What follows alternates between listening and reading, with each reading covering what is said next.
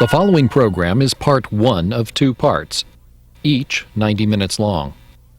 There is support material available at this website, including quizzes, handouts, and lecture outlines for all presentations. Consult the UCTV programming guide for the date and time part 2, and other lectures in the series will be shown.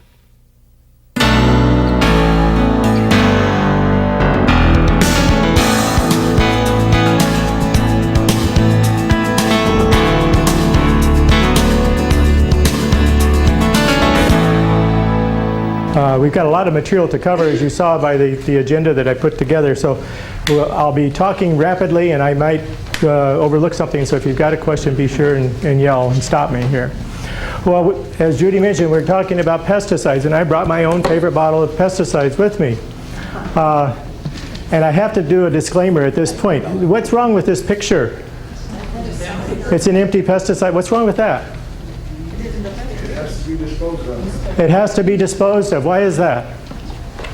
It's not disposable. It'll be here when you come back in the second reincarnation. Okay. So what can you do? What's the legal uses of an empty pesticide container? Absolutely. This is a great crowd. Absolutely none. So why am I bringing it in here and using it as a teaching aid? You're going to leave it. Huh? You're going to leave it. I'm going to lose it on the way. Actually, if the ag commissioner next door saw me using this as a empty pesticide container, he'd probably be whipping out his ticket book and writing me a $2,500 fine or something like that for improper use of an empty pesticide container. So you got to help me out here if the ag commissioner comes over and support me, because I'm going to tell you that this is not an empty pesticide container. And why is that? No, it's never been a full pesticide container. We got it from the pesticide manufacturer as an unfilled container, so it can't be an empty pesticide container if it's never been a full pesticide container. So you're going to vouch for me. You believe me, okay? Everybody's happy with that. All right. So the topic today is pesticides. I'm going to be switching between some overheads and some slides, so we'll have a little multimedia presentation here.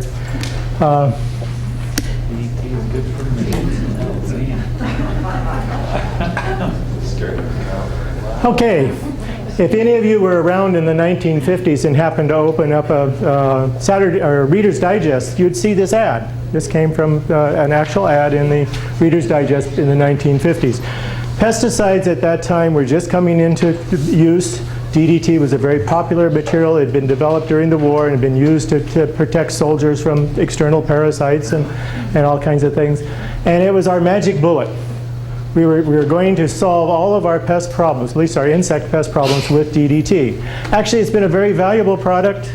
DDT alone has been responsible for saving millions of lives, because it was used, and it still is being used today in some parts of the world, for control of the malaria-bearing, transmitting mosquito.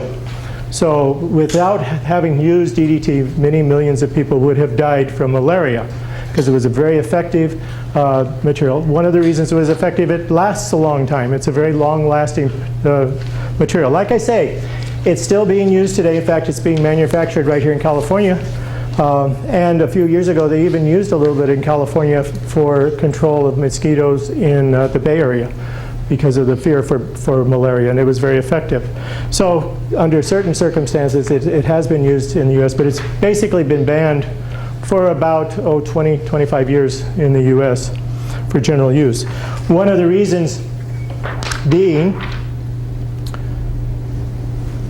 that it sticks around for a long time and it causes a lot of environmental contamination.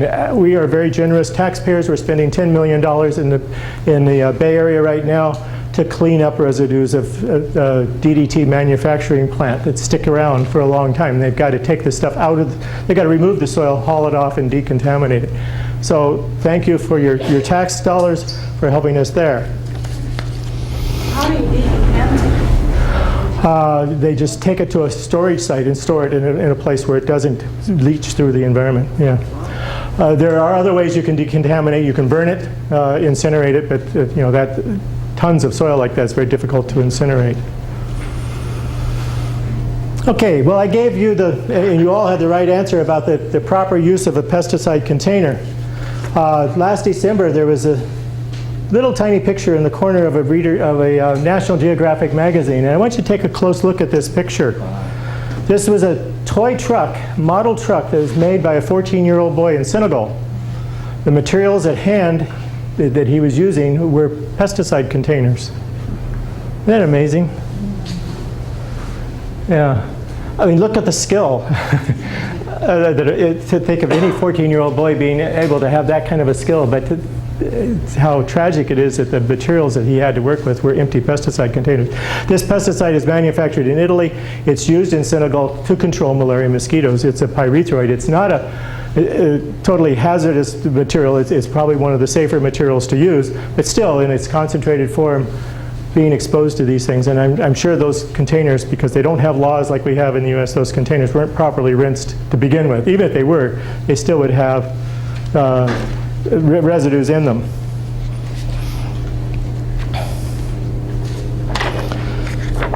Okay, well, here's the first question of today. Before I get started, let me go through some of the handouts. Obviously, you all have read your manual here, the chapter 10 on handling. Everybody's read that, okay. We're going to be following some of the things in there. I wrote part of that chapter, so it's really coming from some of the other publications. If I don't answer all of your questions today, I have another book that I wrote called The Safe and Effective Use of Pesticides. This is really, as you can see, 400 and some pages, very detailed. I don't think the average person needs to use this. This is primarily written for commercial users of pesticides. It's a study guide for people who are taking the Department of Pesticide Regulation qualified applicator or certificate or license exams. But it's also written as a general reference, and so if you really are into pesticides and want to know everything you want to know about pesticides, is in here. We have sort of an abbreviated version that is developed for growers. California requires growers who use restricted materials to become certified to take an exam. But they're called private applicators, and so it's a different exam, and we've abbreviated this and made it much more simpler. This same book is also available in Spanish, should anybody be interested in that. A couple of the other things that I brought along, commercially, anybody who is working around pesticides has to be trained by their employer, and we've developed training guides. This is the instructor's version, this is the employee's version. This training is required to be given to employees every year, and it's got to be specific to the pesticides that they're using.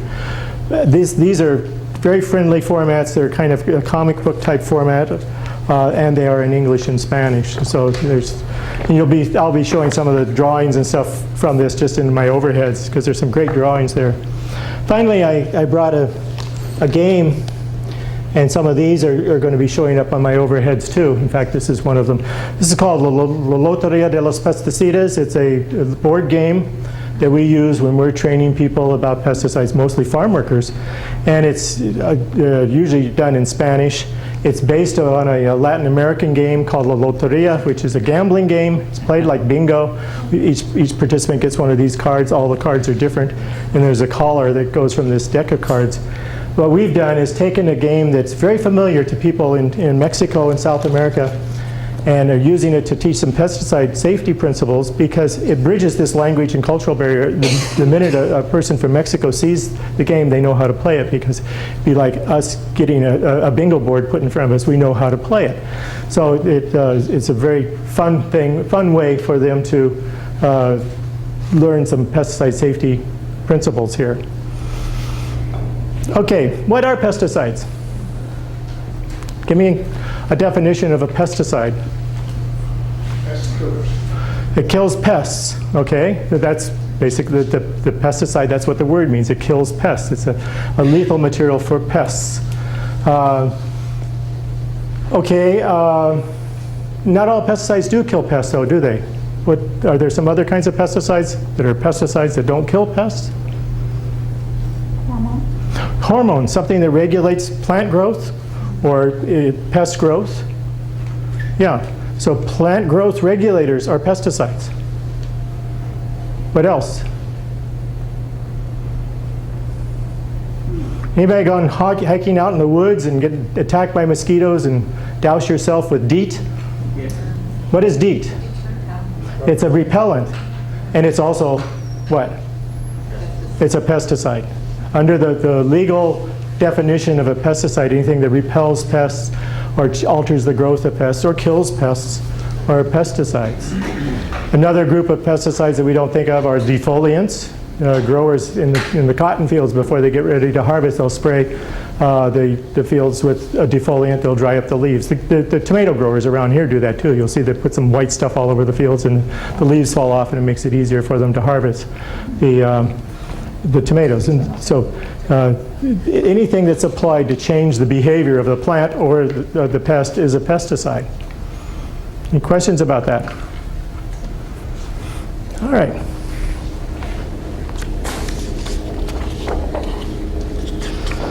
Well, there's all different kinds of types of pesticides, and this is where I want you to take a look at this main handout that the pesticide use in major crops. I'll be referring to this only because, we're not going to try to, this is particularly pertaining to pesticides that are used in agriculture, but there's a lot of useful information in here.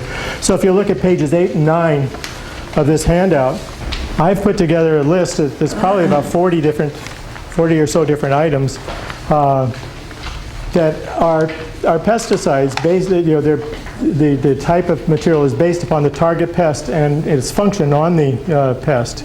So the second item there, if you're going to be trying to control algae, you use an algicide. If you want to attract a pest, you use an attractant.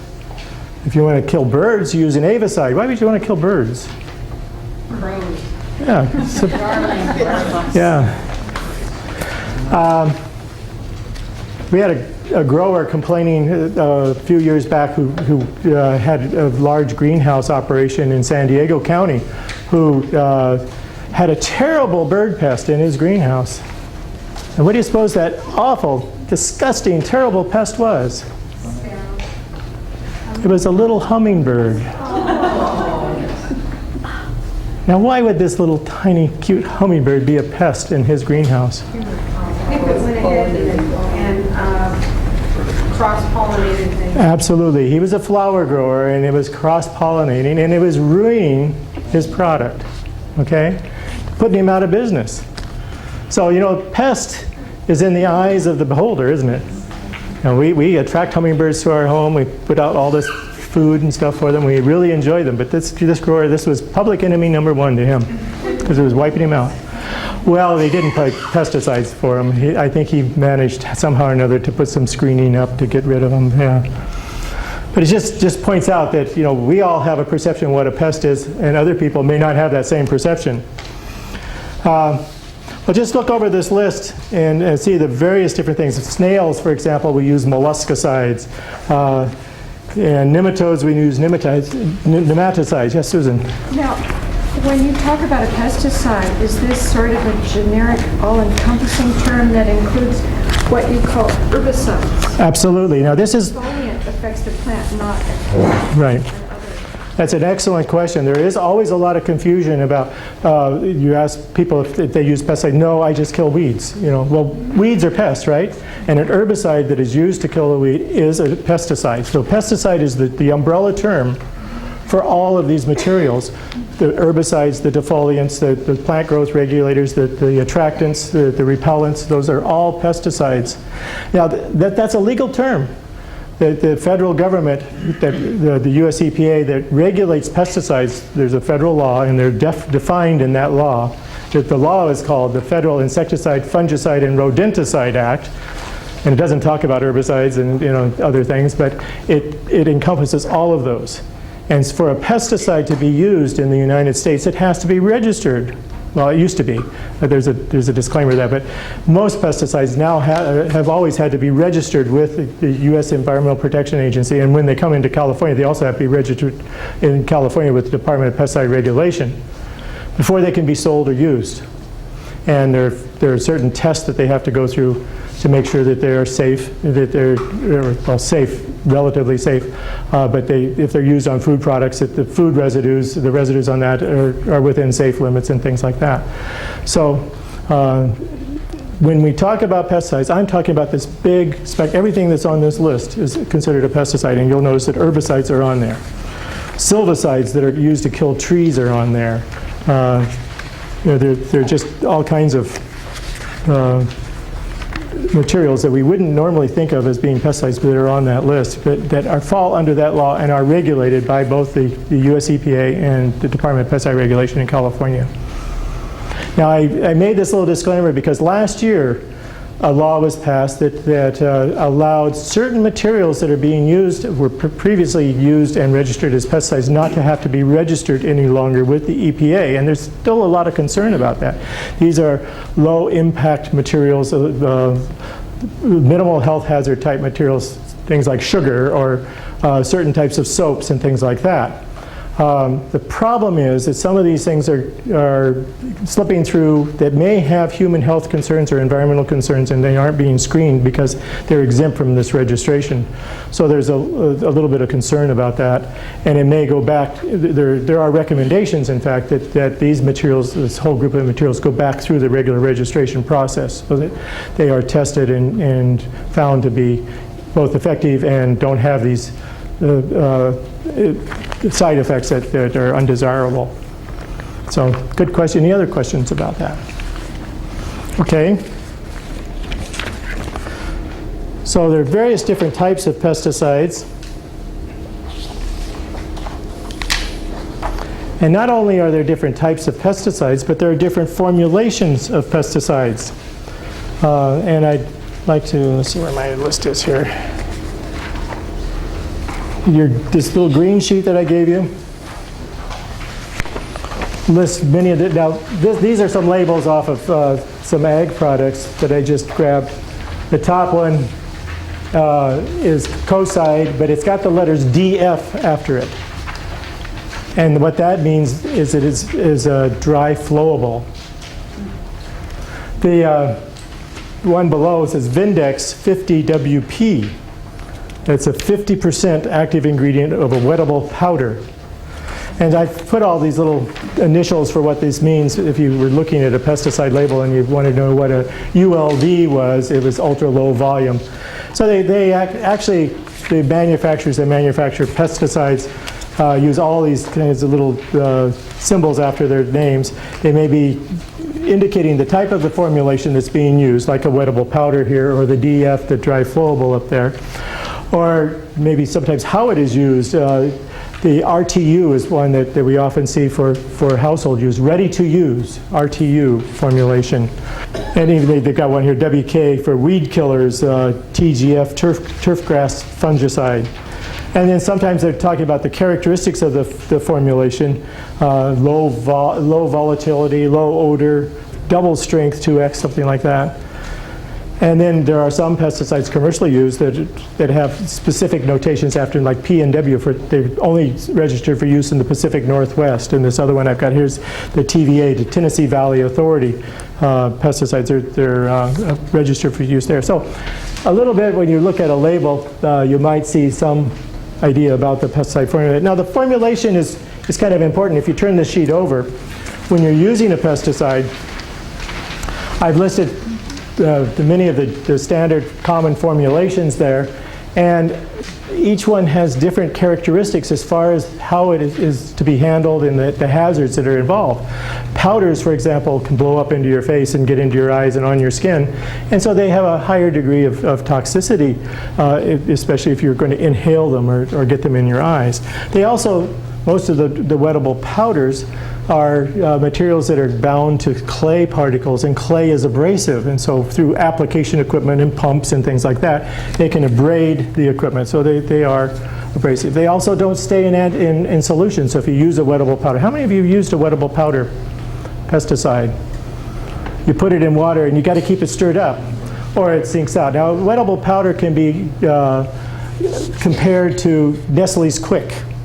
You put a spoonful of Nestle's Quick in a glass of milk or a glass of water and you stir it up, and you can't see through it. It's a very opaque looking solution. If you let it sit there for a while, you'll see it start settling out and settling to the bottom. So people that use these materials as pesticides have to be the materials have to be agitated all the time while you're using them. Otherwise, you don't get a uniform application of this. The reason they don't dissolve in water, because most pesticides are petroleum based, and so oil and water don't mix. So they have to put materials in there to kind of get them to work, mix together to stay in suspension.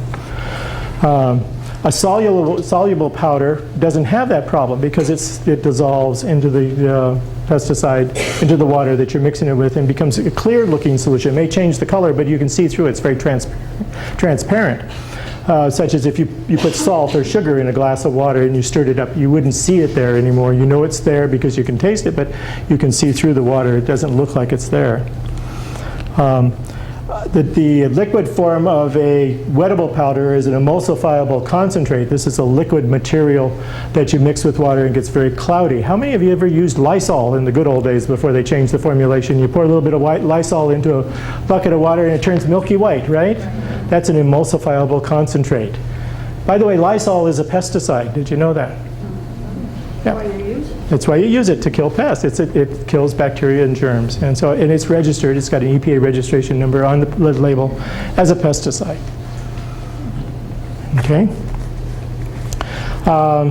And solutions, Roundup is one of those. If you've ever used Roundup, you notice it's kind of an amber-colored liquid, and you pour it in with water, and it's still, you can see through the water. The water is still transparent.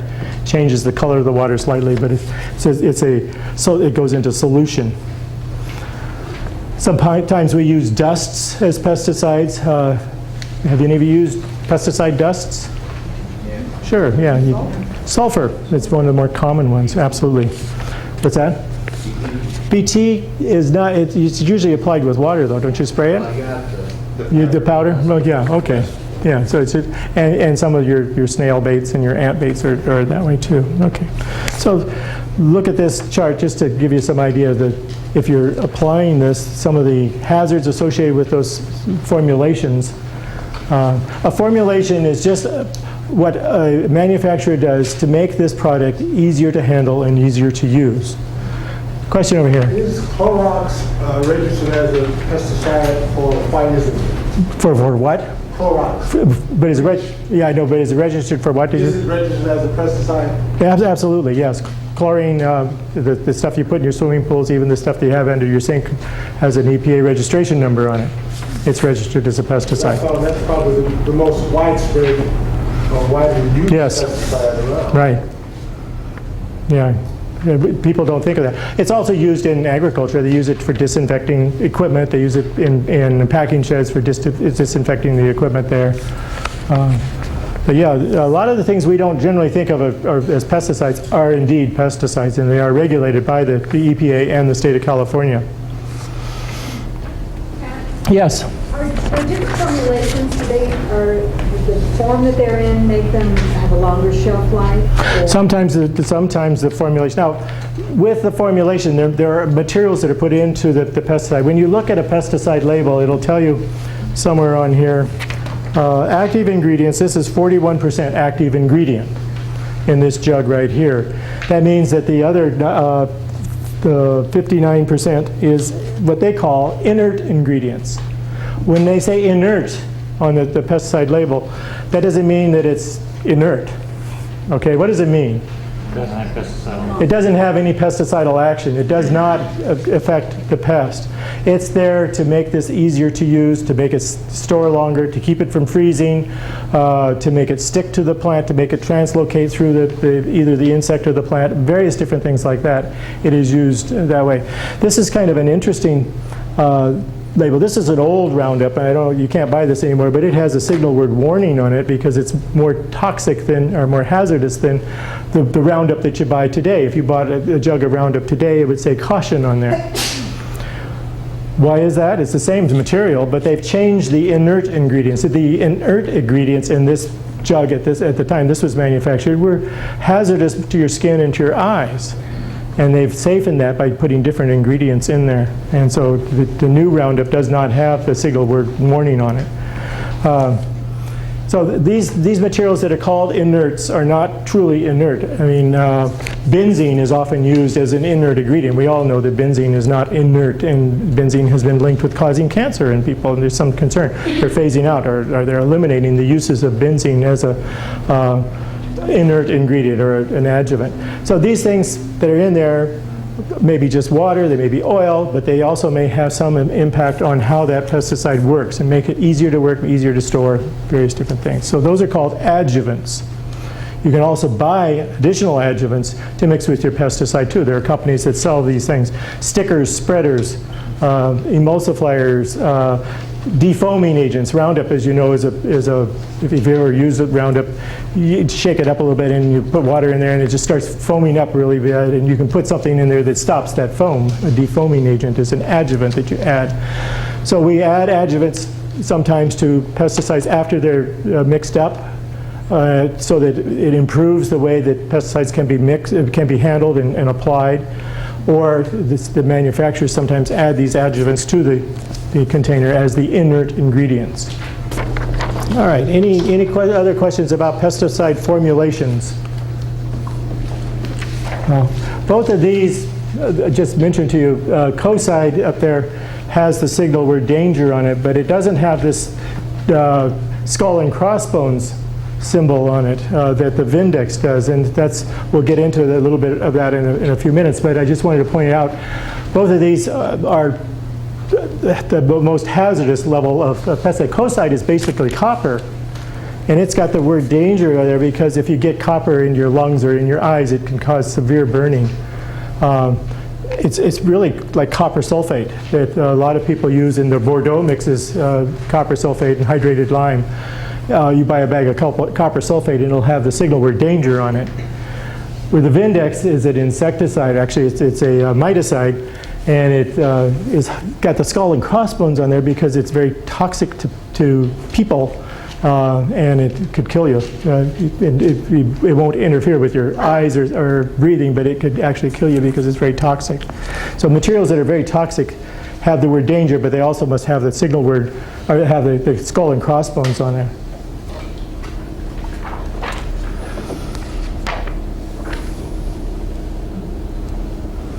Well, let's talk about pesticide toxicity then, and the different signal words. It sort of leads to what I was just saying here.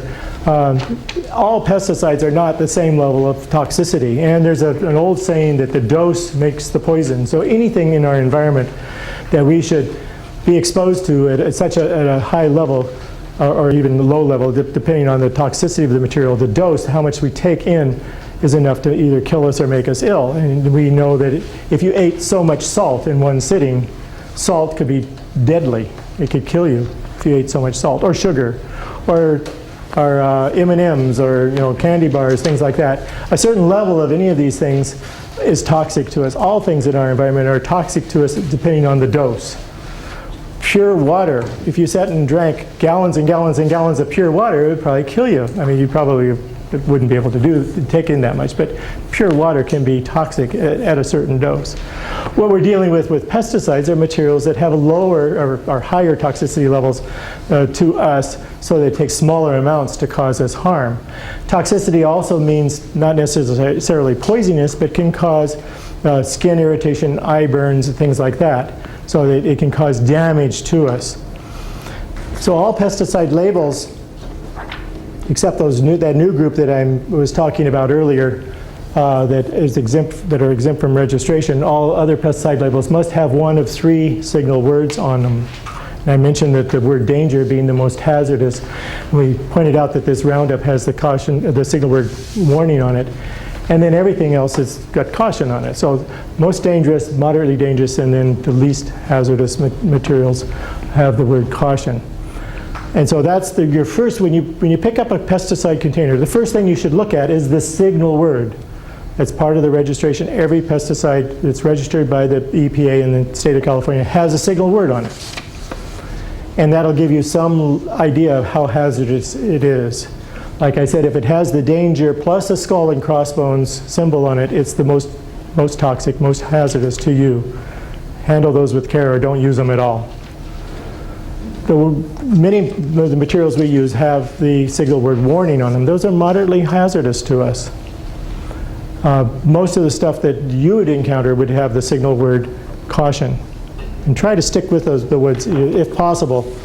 Always, if you have a choice, look at the signal word and try to get one that is the least toxic. Now, what this means is that those materials have been put through some sort of a test by the manufacturer. It's required as part of the registration to do some testing. They often test them on animals. Well, here I'm demonstrating rats. They do it on various different animals. They may do it on some birds. They may do it on fish. But what they determine is the LD50, which is the lethal dose that will kill 50% of the test animals. And that's what this little red dot up here is the LD50 for this particular pesticide. And if you go over here, you say the LD50, see it's at 50% right here, the LD50 is 10. That's 10 milligrams of this material per kilogram of body weight of the animal. And I'll explain what that means in a minute here. But so the LD50 determines what the signal word is going to be on that pesticide. So is a lethal dose of 50, is that the warning? That it depends. Let me just look at this next chart here and you'll see what that is. These, if you want to follow around in your handout on pages 14 and 15, the big thick one that I gave you, the pesticide use, page 14 and 15, these charts are on there. This one especially, now these are oral. You know, they also do a dermal skin application, and they'll do an inhalation part, the LC50. But an oral LD50, if 50 milligrams of this material per kilogram of body weight of the test animal kills 50% of those test animals, the LD50 is considered to be a pesticide that has got the signal word danger. If it takes between 50 and 500 milligrams per kilogram of body weight of the animal, it gets the signal word warning. And if it's over 500 milligrams per kilogram of body weight of the test animals, it's given the signal word caution. Now that's the oral. Now the lethal, they do an LC50, lethal concentration in either water or air for 50% of the test animals. And that's again, 0.2 milligrams per liter is enough to kill 50% of the test animals, and it's given the signal word danger. And then the LD50 for dermal, for applied to the skin, because many pesticides do transfer through the skin into the internal part of the body. If it has an LD50 of 200 or less milligrams per kilogram of body weight of the test animal, it will get the signal word danger. So this is how they determine that, and I'll translate that. Now there are certain pesticides like that copper sulfate that I was showing you there, gets the signal word danger because it has, if it gets into the eyes and it'll cause corneal opacity that's not reversible in 7 days. So they tested on the eyes to see how corrosive it is. And so if it has special hazards like that, you may be able to eat a pound of it and not have any effect, but it gets in your eyes and it burns your eyes and it lasts for more than 7 days, and it's pretty hazardous, so they give it a signal word danger. Now this next. Can I ask a question? Sure. I'm looking at the danger warning and caution to start with the top one. 50 milligrams is danger. Right. You get 500 is warning.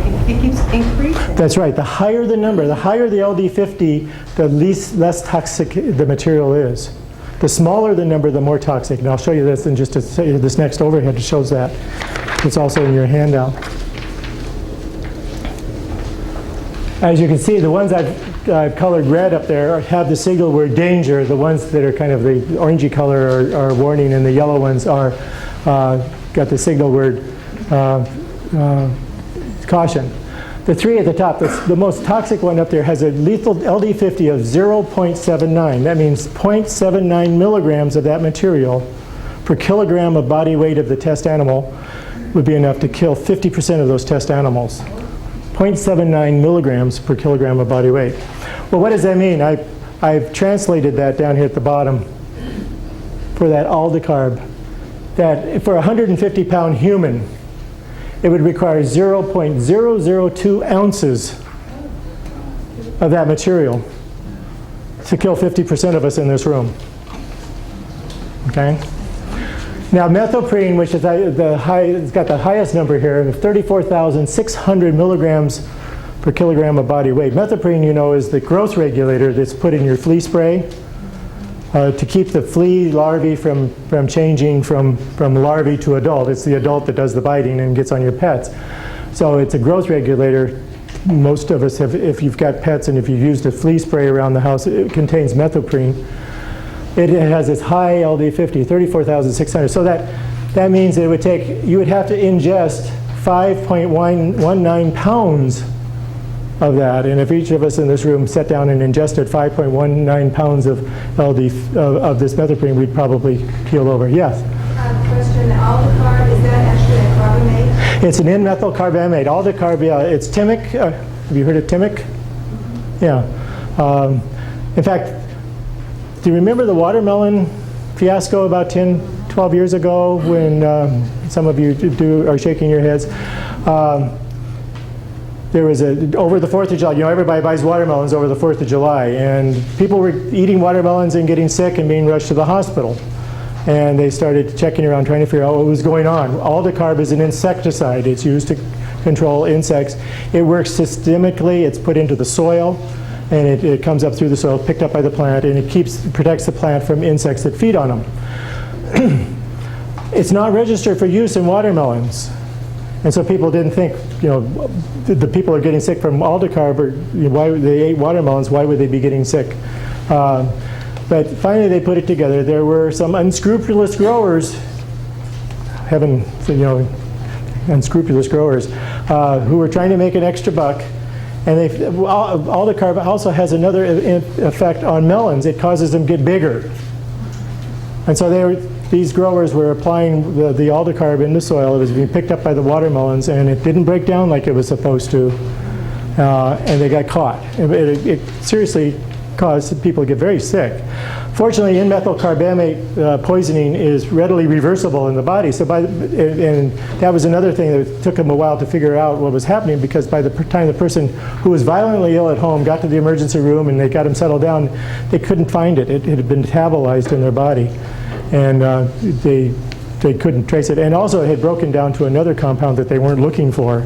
So it took a while for them to figure it out, but they traced it back and they found out it was the N-methyl carbamate aldecarb that was applied to the melon fields, which was supposed to be put on cotton fields, but so they caught the people, they fined them. They didn't have laws at that time to fine them heavy enough. I think it was $2,500 fine or something like that. Now they've changed the laws and they've got massive fines for people that do that. Bacillus thuringiensis, somebody mentioned that, has an LD50 of 15,000. That's 15,000 milligrams per kilogram of body weight. So it's fairly non-toxic.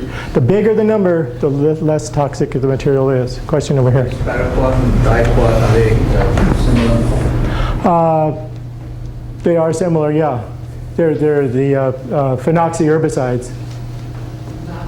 Phenoxy herbicides, yeah. Pardon? Yeah, because it has. That doesn't mean that they're safe. There could be a lot of problems. Any of these things, like I say, in the amount of exposure that you get to them, can be harmful to you. Even methoprene, if you ate 5 pounds of it, obviously nobody's going to sit around and eat 5 pounds of methoprene. Now this is the active ingredient in these things. This isn't like the Roundup. Roundup on here is got it's glyphosate there. It's got 4,300. That's only the active ingredient. So this is only 40% active ingredient in here. So that means you'd have to gobble down a lot more than just the active ingredient, because it's mixed. Question over here. Well, like back to the watermelons, like when we import a lot of fruit from foreign countries and their regulations aren't like ours on the insecticides and these things, do we bring a lot of that in and some of the things aren't safe to eat? Okay, the question is, when we buy produce that it's brought in from other countries, is it safe to eat? oftentimes the pesticides that are used on those produce in other countries are not registered for use in the United States or in California. But there is an inspection that takes place when they are brought into the U.S. To looking for residues. And that's what we're really concerned about, is that thing, that apple or the orange or the peach or whatever is coming in, have residues of some pesticide on it that's above what is our known to be known tolerance. And as long as it meets that residue tolerance level, and it's something that's not banned in the United States. Now remember, most produce that you buy in the marketplace, even if it's been grown with pesticides, does not exhibit any residues by the time it gets to you. Probably, I think the USDA has done tests on this, and about 80% of all the produce in a grocery store, no matter how it's grown, will not have detectable pesticide residues on it. So it's difficult then to tell what's been put on it. Is that clear? Is that okay? So when Rayleigh says we will only sell pesticides that have no detectable residues on it, we only sell produce that has no detectable residues on it, doesn't mean it has been grown without pesticides. It means that when it gets to the store, they don't have any detectable pesticide residues on them. It may be grown without, or they could have used a whole lot of things on it, but these things break down at different rates. Question? That was my question about the local grocery corporation. Yes. That says we test. Yeah, there are a lot of markets like Rayleigh's, I think, that have their own testing where they test the produce to see if they can detect residues. Questions here? DDT, we're not allowed to use it in this country. That's right. But in the tropical countries where we get grapes and other things from, we're allowed to use them there, and then... That's right. They would detect them if that comes, because DDT doesn't break down very fast, and so it would be detectable, and it would not be allowed in this country if it had DDT residues in at all. Yeah. And my question is also on the DDT, because I'm addicted to corned beef in the can, and it comes from Argentina. I know full well that they're dusting the cattle with DDT. Has the DDT shown up inside of the meat of any of the animals? We're saying that it sticks around for quite some time. Is it possible? Is it possible that we're receiving the DDT that we, of course, manufacture and sell to somebody else because you can't use it here? Are we receiving it back in our food in, say, canned goods? Okay, I'm going to not answer that question because we're going to demonstrate that in a few minutes. Okay, that's a good segue into another part of the thing. But you'll get that question answered before the end of the day. Okay. Any other questions? That was a great question. Just came at the wrong time. Okay, so everybody understands what LD50s are and what they mean. Okay, so the lower the number, the more toxic the material is. Okay, now we talk about how pesticides work. This is another thing that there's the white handout that I passed out here, the white sheet. Pesticide chemical groups. You all have that? Okay. There again, we use the word pesticide. Remember, it's a big umbrella term. It means a lot of different compounds, and they all have different modes of action. And what we're talking about here is how pesticides work, is how they kill or cause changes in that pest. And that's the mode of action. We have a group of pesticides that have been widely used. After DDT was banned, we switched to the organophosphates and the N-methyl carbamate insecticides. These are nerve poisons. And so they interfere with the nerve conduction from the brains to the muscles. And if you've ever used a cockroach spray and you see the cockroach flipping over on its back and wiggling its legs, you've got to its central nervous system and you've interfered with its nervous system. And it would happen to you if you got a big enough dose. That would be exactly what would happen to you. You'd flip over on your back and you'd be convulsing and wiggling your legs in the air because it does interfere with nerves. And so they're listed here as central nervous system and synaptic poisons. And so when there's a signal coming from our brain telling us to move our arm, our nerves are not like electric wires. They're organic materials that the cells where the nerve signal moves from part of the cell to the other. And there are junctions between nerves and muscles. And there's a chemical reaction that takes place at that junction, so that when the nerve signal gets to that junction, it sends a chemical reaction, so it goes across that space. There's a little tiny space. This chemical goes across that space and causes the muscle to react, or the next nerve in the line to send a signal on down. And there's a chemical called acetylcholine that's produced that sends that signal from one nerve to the other, or from a nerve to a muscle. And many of these pesticides that are nerve poisons interfere with that. In order for that signal to be discrete, there's another chemical that the body produces called cholinesterase, and that erases that. So if we didn't have that on-off switch, when your brain told you to flex your arm would flex, but you would be standing there flexing all the time. You couldn't let go. And so it's this cholinesterase that comes in and erases that acetylcholine and allows it to flex. So there's a pulse of this, and then there's the acetylcholine comes in there, and then the cholinesterase destroys it. Well, what these materials do are interfere with the action of the cholinesterase. Okay? So basically what happens is that you lose control. When you go to flex a muscle, it contracts and it doesn't relax. Or you get convulsions. Your pupils of your eyes dilate. You start sweating. You get stomach cramping. All kinds of things happen like that. These are central nervous system components. And so they work on insects and they work on people. And most of the animals have cholinesterase and acetylcholine patterns in their bodies. How do you spell cholinesterase? Cholinesterase, C-H-O-L-I-N-E-S-T-R-A-S-E, cholinesterase.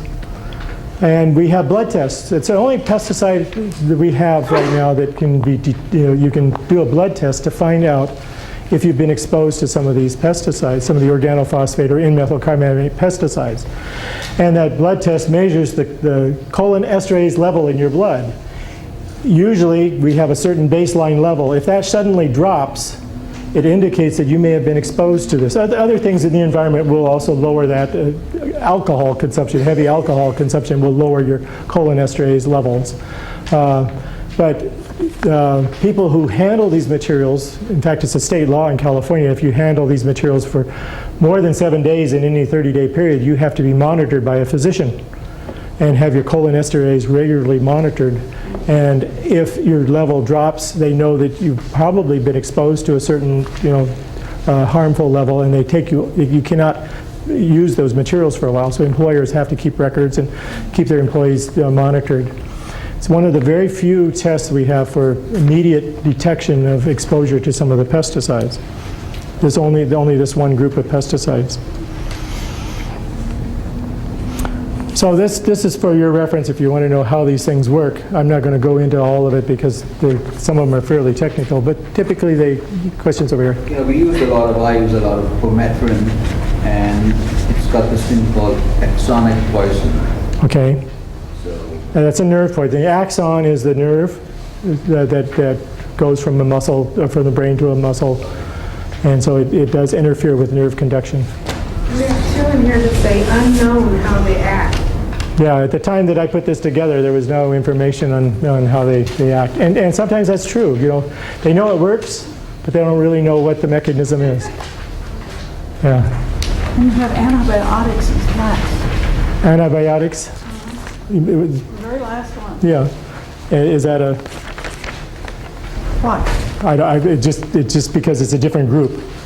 I'd say I've got them done by insecticides, herbicides, various, and antibiotics is a different group of material. Absolutely, yeah. If it's used, because a germ, a bacteria, a virus is a pest. Like the chlorine is used to kill those things. Absolutely, yeah. Broaden the definition of a pesticide. Right. Yeah, anything that's used to control the pest. Now, some pesticides that are used medically, you're given an antibiotic to kill a virus or a bacteria in your body, they're not registered by the US EPA because they are a medicine. So the USDA, or US, the drug, FDA, the FDA is the group that regulates that. Veterinary materials are also regulated by other groups, but if it's applied to externally to control a virus, a bacteria, or some other microorganism externally, then it comes under EPA registration. So a vermifeed belongs in the FDA. Right. Okay. Right. Okay, how are we doing here? Okay. Who uses pesticides? How many in this room use pesticides? Now that I've redefined pesticides for you, well, probably all of us all use pesticides, right? Okay. Well, this is where we can go and take a look at some of the slides. Let's stop here for a minute and turn on the slide projector. Okay, well, driving up and down the Central Valley, you've probably seen this, or even around here every once in a while, growers. This is a tomato field, actually, that's being sprayed, I think, in Yolo County by an aerial aircraft. And what they're doing is really putting on the defoliant to defoliate the tomatoes before they're being harvested. As you can see, if you looked at it really close, you can see they're ripe in there. This is in the Salinas Valley. This is lettuce. This is your lettuce crop shortly after being planted. And it is being sprayed for both fungus and insecticides. It's being done at night. As you can see, the lights are on in the tractor because that's when people aren't out in the fields. It's a good time. And in that area, the wind has died down about this time of day. This is an orchard application, very typical way people apply pesticides in orchards using this air blast sprayer. There's a very powerful fan in the back, a great big fan about this big, that puts air out at about 100 miles per hour, and there's nozzles all the way around the edge of that fan. You can see these nozzles, and it shoots the spray up into the trees. Because some of these trees, you know, big walnut trees, are very tall, and you have to get that air moving up there. You had a question here? Well, I was just going to comment, it must be going away from... It's driving away from us, yeah. Yeah. Yeah, this is behind the driver. Sometimes pesticides are applied in irrigation water. Here's another tomato field. Actually, I'm not sure that it's being applied at this time. It's just showing the type of irrigation that's taking place. But it's very common for growers to put certain pesticides in the irrigation water when they're doing an irrigation, because it's an efficient way to apply them. And that's one of the first things when we're training people who work in the fields is not to drink or bathe or anything with the irrigation water, because they don't know what's in there. It may be fertilizer too. A lot of fertilizer goes through the irrigation water. You had a question here. So the action must be different. This would be more like a systemic, and the others might be more contact. That's right, yeah, yeah. Where it gets into the soil, something like that. Aldicarb would be one of those, although aldicarb is not usually applied through the irrigation system. It is put in as granules on the ground. And pesticides are applied as fumigants. We've all heard about methyl bromide. This is a methyl bromide application where it's a gas, and so it'll dissipate into the air unless you cover it. So as they apply it, they put down this plastic sheeting, and it's held on the soil for a certain period of time. And then after 24, 48 so hours, they take off the plastic sheeting and allow this stuff to off gas. So that's one of the big controversies right now, because methyl bromide is an ozone depleter, and so it's being phased out for that reason. This is carnations, I'm sorry, in a greenhouse. Greenhouse operations, oftentimes because of the nature of the intensity and the close planting and everything, a lot of diseases, a lot of insects get in there, and so they have to, for flower growers, have to use a whole lot of pesticides to keep the flowers from dying before they get to market. This is one that's not done this way anymore, but maybe this is what you're thinking about in your livestock. This is an old-fashioned photo, but I just like to put it in, knowing full well we don't do it this way anymore, but we do use pesticides on livestock to control external parasites. And I don't know whether you've ever seen nosebot, and these are flies that go up into the nose of animals, and they're really painful and uncomfortable for the animals. So they protect the animals from these insects by putting on some type of pesticide. And oftentimes we're doing that with our pets at home. If you've got a cat or a dog and you use the new little things that you put on the back of their neck to control fleas and to control heartworm, things like that, that's the same idea.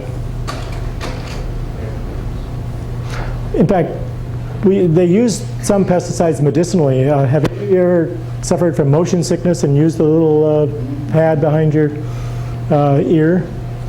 That's an organophosphate material, nerve poison. And it works because it does poison your nerves. I mean, what it's doing is being absorbed through the skin, and it's an acetylcholine inhibitor. It stops this reaction. So it's doing the same thing that it would be doing if you were exposed to pesticides. So, would they be barbiturates in some way? What's that? Would they be a barbiturate in some form or the other? No, it's not a barbiturate. No, it is a organophosphate insecticide. Well, it's like an insecticide, but that's what is used in that patch. So sometimes it has good uses too, you know.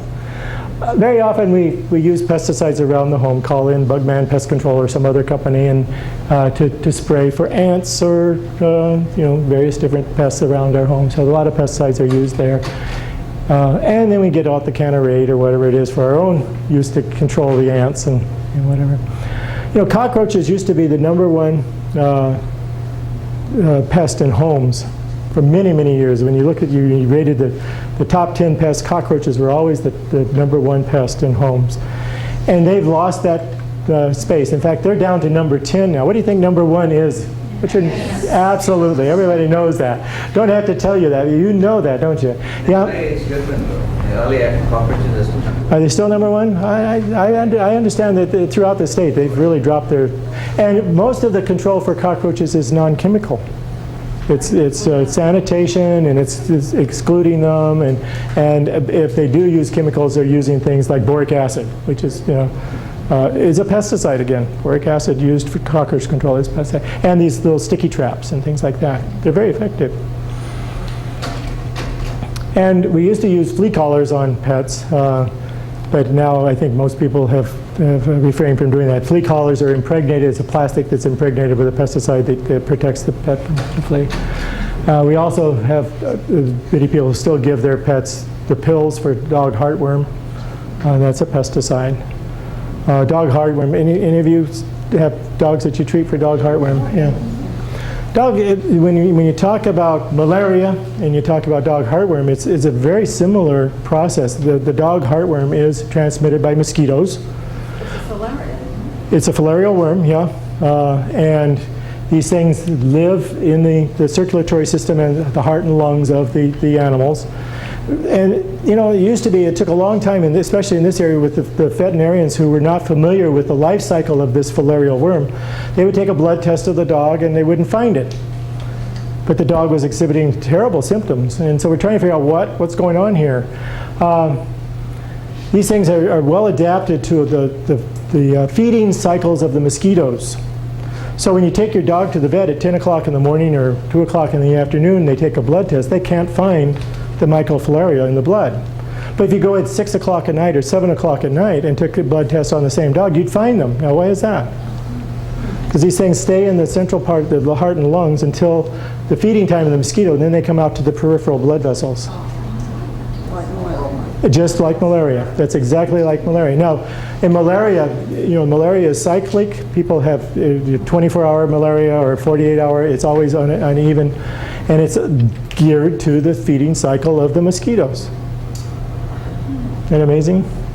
So the pills and the medications that we give our pets for dog heartworm destroy these mycofilarial worms. Now they grow up and they get really big. If it's untreated, these things can get 2 or 3 feet long, wound up in the heart and lungs of the animal.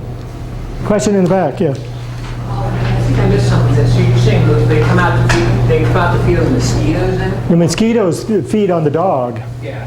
And the mosquito transmits the mycofilarial worm from a previous host. It feeds on a dog or a coyote or a fox or something like that is carrying this heartworm, picks it up in its system, and when it feeds on your dog, it'll drop a few of those little mycofilarial worms on the skin of the dog, and they'll go in through the skin through the puncture wound and infest the dog. But the worms stay inside. They stay inside. They don't come out. They go out to the peripheral blood vessels. They stay in the circulatory system, yeah. Do I have a question over here? Okay. Yeah, here's one. Do they just go for dogs? They don't go for cats? No, they go for cats. Right now there's a higher incidence. They're starting to see more and more dog heartworm in cats. I personally have a cat that's been treated for dog heartworm. So you should take your cat. Like should have your. Usually the material, I can't remember what what's the material that you put a little drop on the back of it? It is Advantage. It is for control of heartworm and fleas, both on cats and dogs. Advantage is only fleas. Well, there's another one. There's Revolution. Revolution. Okay. All right. Thank you. Yeah. That's the one we just got for our cat. Yeah.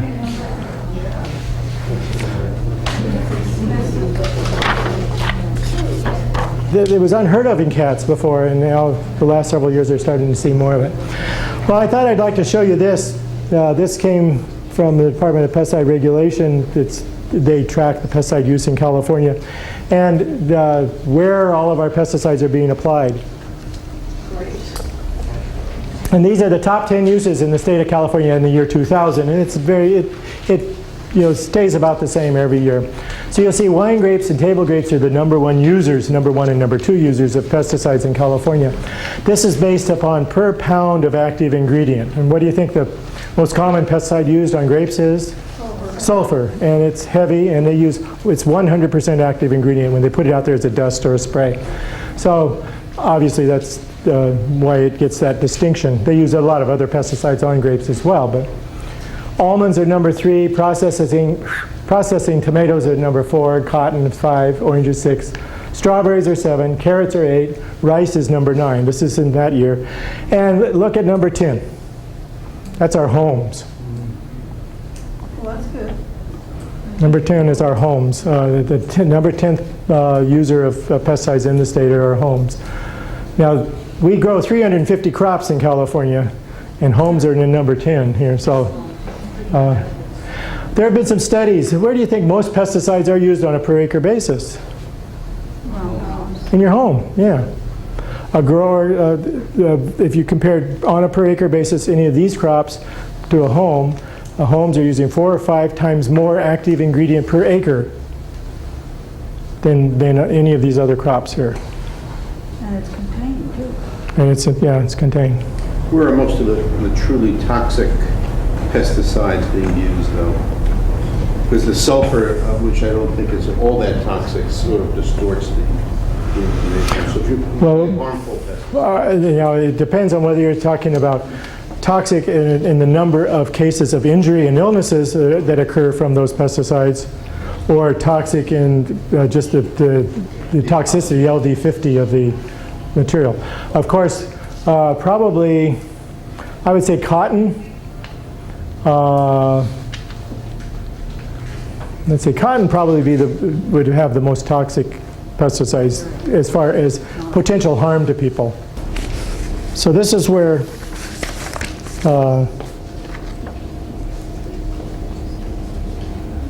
where people who are using pesticides, that's where the top 10 are. The year before this, actually, structural was number 9, so it somehow dropped a little bit, dropped down a little bit. Now, most of the pesticides well, not most of, but many of the pesticides used in agriculture and in these other crops are also used around the homes. But there is a difference when we go out and buy the pesticide at Walmart versus going to John Taylor Fertilizers or someplace and buying that. And it is the active ingredient. You may go down to Walmart and buy some Roundup, but it's not going to say 41% active ingredient. It may say 0.1% active ingredient. Is it 11% active ingredient? Okay. Where this is 41% active ingredient. And you're going to pay a lot more for the material in Walmart. But You go for the purple cap. what does the purple cap say? 41%. That's 41%, okay. Can you get that at Walmart? I never buy it at Walmart. The Orchard Supply, yeah. Yeah. $128. Pardon? $128 For a pint. This jug here would cost $200, 2.5 gallons for $200, and you're getting 41%. Right. Yes. I had a question. When you were talking about the sulfur used on grapes, the sulfide label on wine, is that the residue of the sulfur? Yes. Yeah. Mm-hmm. And the barrels. But the reason you don't want to go down to John Taylor and buy your pesticides, because it is more hazardous. Because you remember, 41% or or 52% active ingredient versus what you would do in a home, is much more hazardous, more dangerous to work with. You need more protective clothing to handle it properly. And besides, the minimum you can buy, is 2.5 gallons. And why would you use 2.5 gallons worth of Roundup for practically a lifetime supply around a home? You're having to store it and everything. Okay. Pardon? Well, I'm thinking of some friends of mine who grow grapes. Oh yeah, for something more commercial. Winemakers who grow grapes. Mm-hmm. They have an acre or two, and they're out there doing their thing year round. So 3 of them got together and bought that. Yeah, when they're using it in that way, yeah, multiple people are using it over a larger area. So it's safer for homeowner use to stay with the homeowner packaged material, even though you're paying more per pound of active ingredient, a lot more. It's still safer to handle. A lot of times, a lot of the Roundup you can buy is ready to use. It's in the spray bottle, squirt bottle, and it's already mixed. You don't have to expose yourself to the concentrated materials to mix it up. So any questions about that?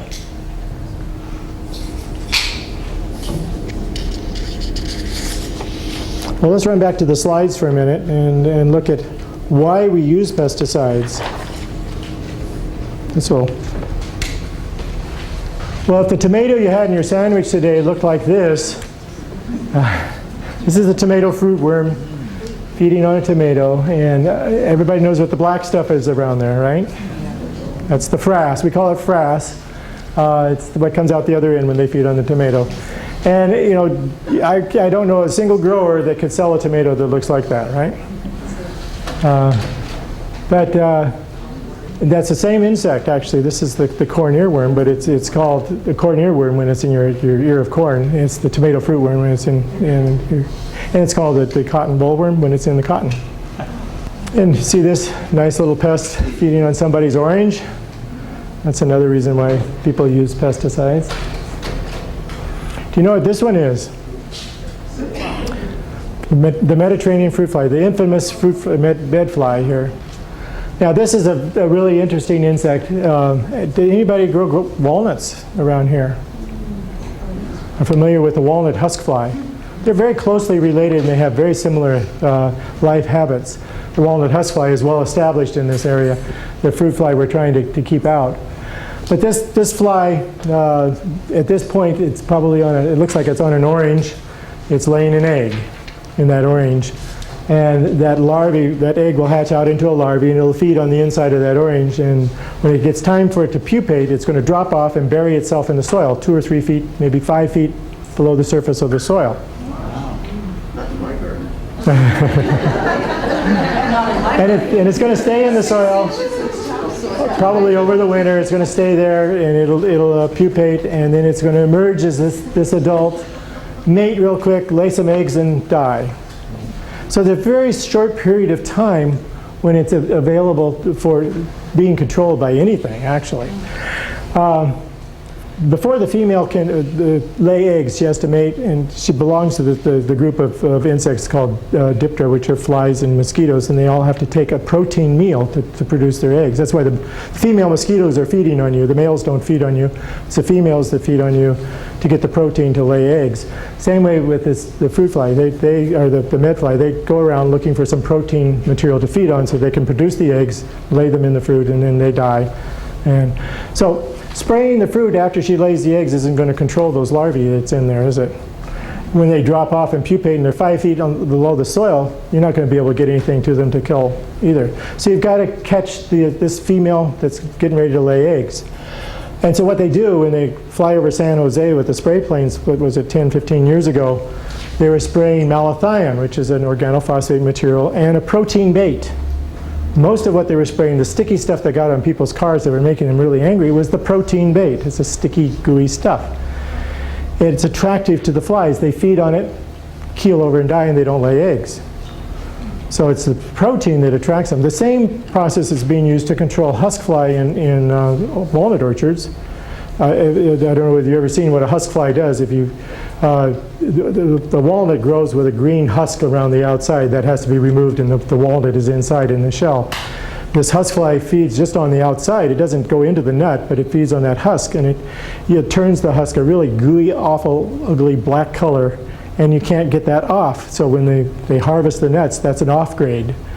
And it also promotes sunburn for the nuts, so they get dark, and even if the nut's in there, it hasn't been harmed, but it turns dark, and the shell is a real black color, so you can't sell it.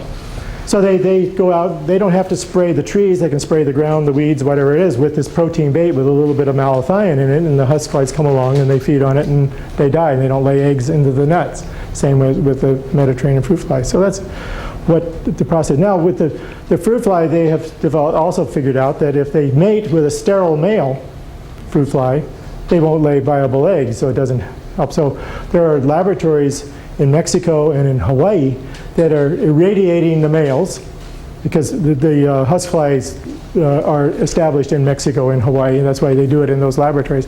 They irradiate the males to make them sterile. Then they bring them over here to California and they turn them loose. Thousands, millions of these things, and they compete with the other males, and they mate with the females, and the females are basically infertile. So that's a non-chemical control, although it requires radiation of the males, but they do that in Hawaii and Mexico.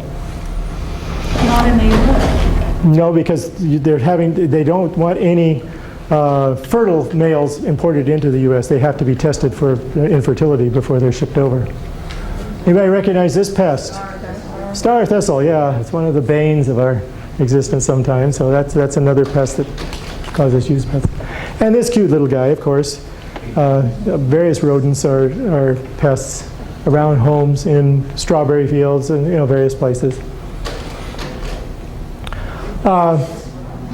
California Almond Growers Exchange runs an ad quite regularly. They want you to eat a can a week of almonds. You've heard that ad? Everybody's heard that ad. Well, these guys heard the ad too. And they really went into it. They eat a can a day. And one squirrel can eat a can of almonds a day.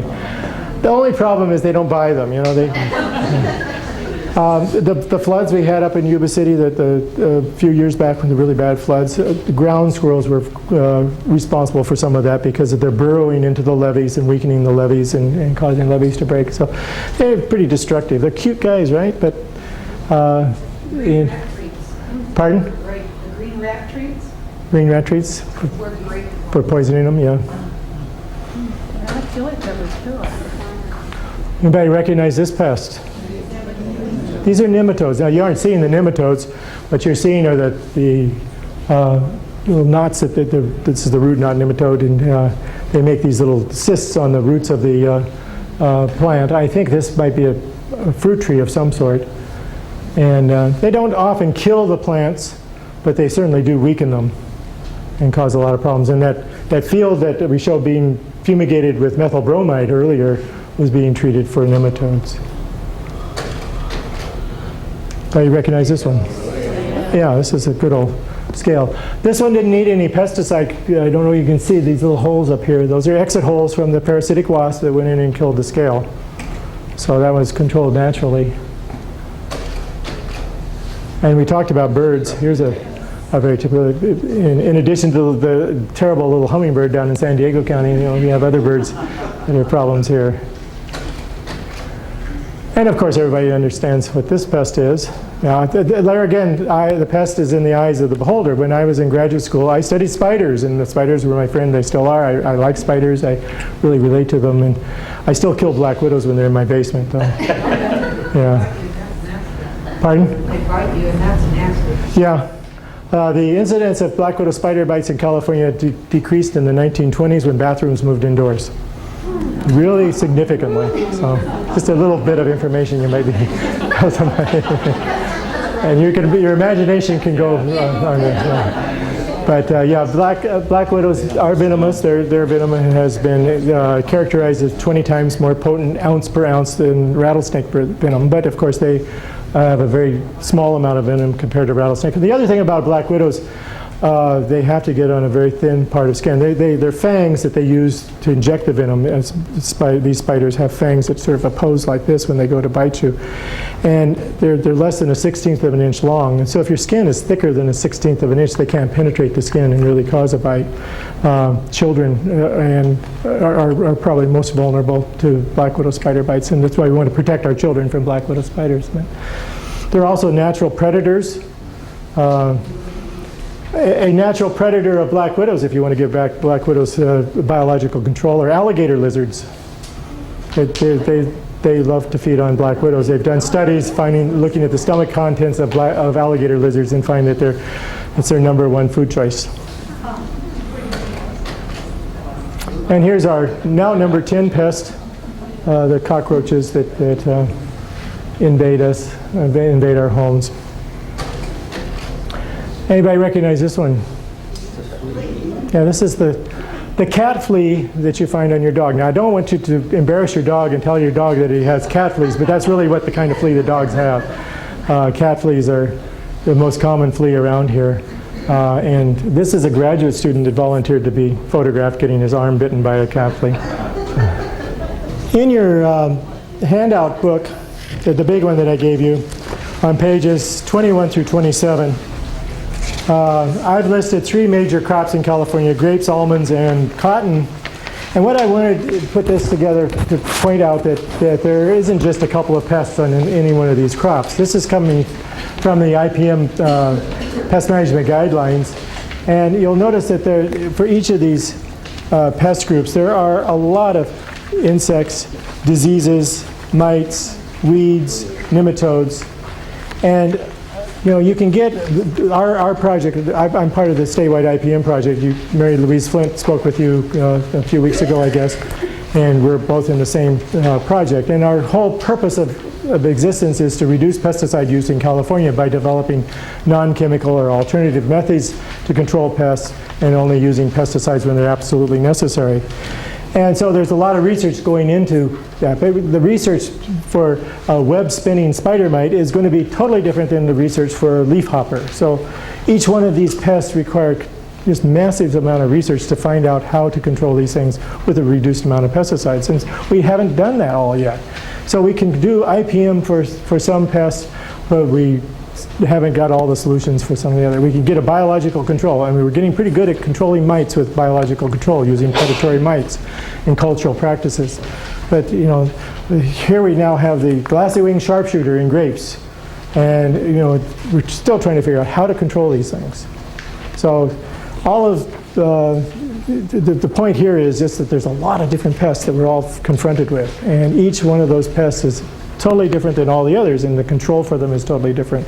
And so in the meantime, in order to grow these crops, people have to use some pesticides.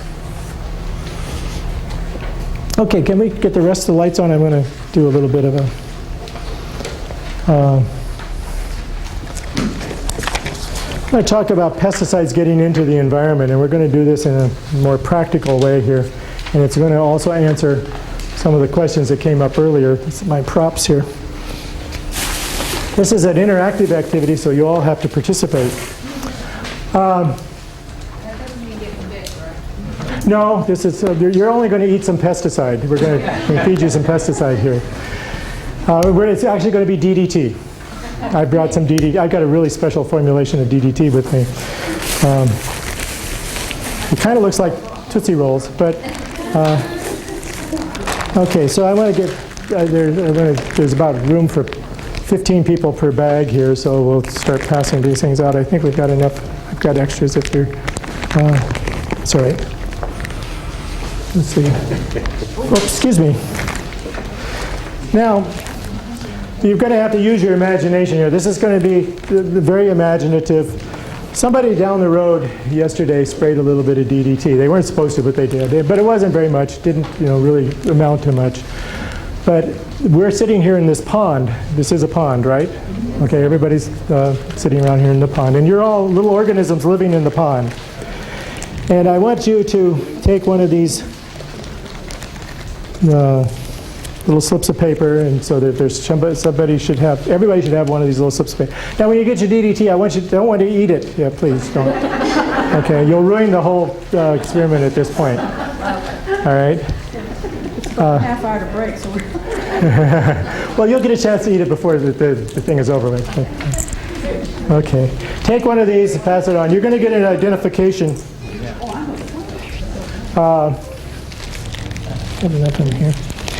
If your life form didn't turn out what you thought you should achieve in life, I'm sorry. It's just the way it is. That's life, right?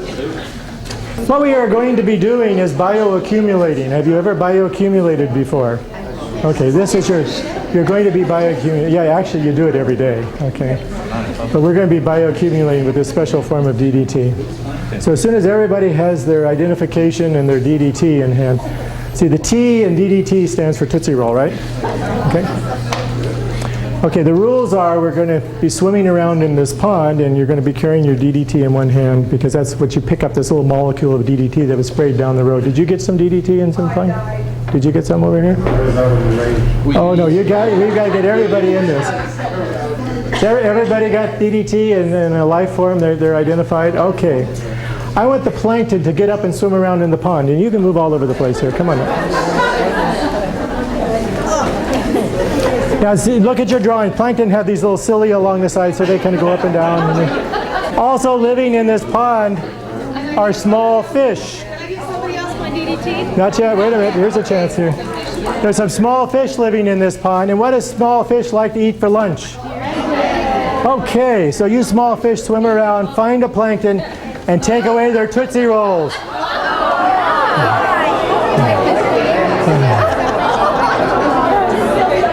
And once you lose your Tootsie Roll, sits down.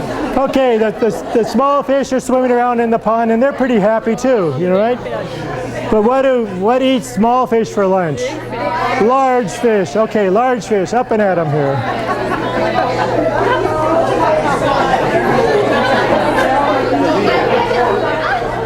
All right, now look at these large fish here. They're not quite as aggressive as they used to be.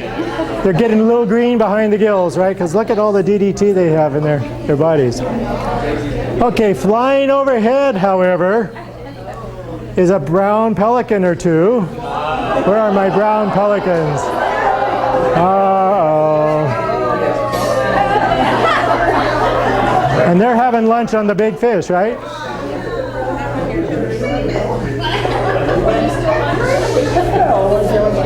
Come on, pelicans. It's lunchtime.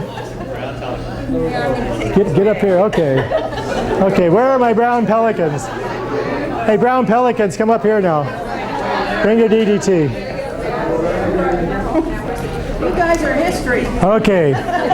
We've got some problems here, folks. Look at the DDT that they've accumulated in their bodies here. From that little bit of DDT that came in this pond here. They've got a more serious problem. Now when they lay eggs, and they sit on their eggs, their eggshells are too thin and they crack. You've had that problem? Did you? Recently? Yeah. Okay. All right. So you guys go extinct. I'm sorry. You become extinct. And when you go extinct, you put your DDT back into the environment. So you share. You got to share. Okay, so you've bioaccumulated this DDT through the food chain, and it is concentrated to a level where it's causing some harm. Where it was applied, where it drifted over into this pond, it wasn't causing any harm in that concentration, but the organisms, you all who are living in that pond, actually concentrated it. So that's called bioaccumulation. That's one of the things about DDT that has happened in the world. Now, to answer your question about the DDT in your body, even before you're eating that Tootsie Roll, if you or anyone in this room went down to a lab and had our fat cell from your body examined, guess what they'd find in it? They'd find lots of stuff, but they would actually find DDT in that fat cell. Every one of us in this room. Every one of us in this room. Now, whether you've ever been exposed to DDT, have eaten it or have applied it or whatever, it's so prevalent, and it has an affinity for fat, and so it absorbs into the fat cells of our body. And usually in that form, it's not harmful because it's tied up. It's not causing any problem. So when you lose fat, the DDT stays? There you go. Don't lose weight. Don't lose weight. Because it releases the DDT, right? There are two things about DDT. Yeah, question here. When, it was in the 70s, we had a pest control at our house. Mm-hmm. And I think the controversy about DDT was happening then. And our pest control man came out and he said, well, I want you to know how safe this is. And he ate it. Sure, yeah. A lot of people have done that. There was a famous professor who would every day eat a spoonful of DDT powder, and he lived to 97 years old or something like that. No fleas. What's that? With no fleas. No fleas, that's right, yeah. The thing about DDT, it has low mammalian toxicity. I mentioned earlier that during the war, soldiers were asked to take off their clothes and they were dusted with DDT powder to control external parasites, body lice and other parasites. And they went through this on a weekly basis. When I was a kid, they used to spray DDT with a spray can in my house on the walls and everything to control mosquitoes. And flies. Flies, yeah. There's now some concern about DDT. DDT is a class of pesticides called the organochlorines or chlorinated hydrocarbons. This is another class, and it's on your list there. These are long-lasting materials that are low mammalian toxicity. And there's one that probably all of you or many of you have used around your homes for termite control and ant control. It's called chloridane. It's the same thing, you know. But it's gone too. There's some concern because these things, I don't know whether you've ever heard of endocrine disruptors. It's a new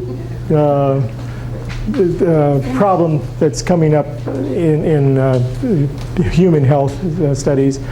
DDT and the chlorinated hydrocarbons are indicated as being endocrine disruptors. Many things in our environment are being indicated to be, or implicated to be endocrine disruptors. The plasticizers in plastic bags, actually these plastic bags here, things that make them flexible like this called plasticizers, and they are being implicated as endocrine disruptors too. So a lot of things in our environment are doing that. An endocrine disruptor, the endocrine glands in our body, these are the glands like the pituitary, the thymus, the thyroid, yeah. The ovaries, the testes. These send chemical signals from one part of the body to the other. And require the body to react in some way. So when you go into shock, that's an endocrine condition. Or when something happens and you get really keyed up, and it's called the flight or fright mechanism. These are endocrines that are reacting in your body. Endocrine disruptors can disrupt this process by imitating those chemicals that the endocrine glands produce and then causing your body to react when it's not supposed to, an inappropriate reaction, or it can block the site where these chemicals are supposed to react upon to prevent that from happening. So there's some concern about these materials and with the chlorinated hydrocarbons are being implicated. In fact, the US EPA is screening every pesticide that's being registered for its potential to be an endocrine disruptor because they're so concerned about that. The endocrine disruption is being implicated in the increase in breast cancer in women and testicular cancer in men. So that's a very serious concern. Not just pesticides, but many materials are being screened for that.